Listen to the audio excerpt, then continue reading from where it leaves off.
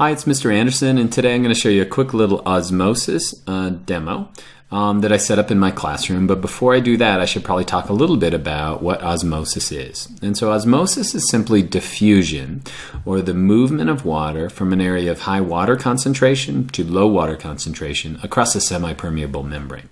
So what does that mean? Well, if you look right here in this U-tube, that's what this is called, this would be a semi-permeable membrane. And what that means is it only allows a few things to move through. And so you can see right here that the water molecules are small enough that they can pass through, but the solute molecules aren't. Solute molecules could be sugar, could be ions, but essentially you can't make it through. They're too big. And so in relation to this side, the left side here we would call the hypertonic side. What hypertonic means is greater levels of solutes.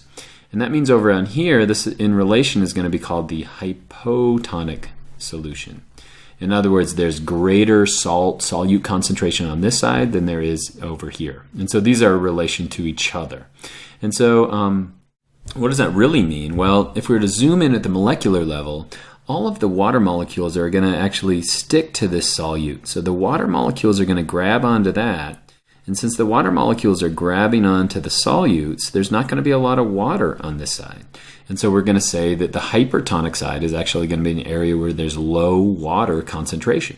So over here, there's less solute, so there's less water molecules grabbing onto the solutes, and so the water is going to flow in that direction.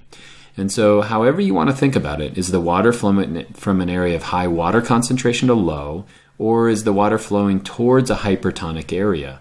Either of those, it doesn't matter, as long as you know which way the water is going to flow. And so what's going to happen to the water?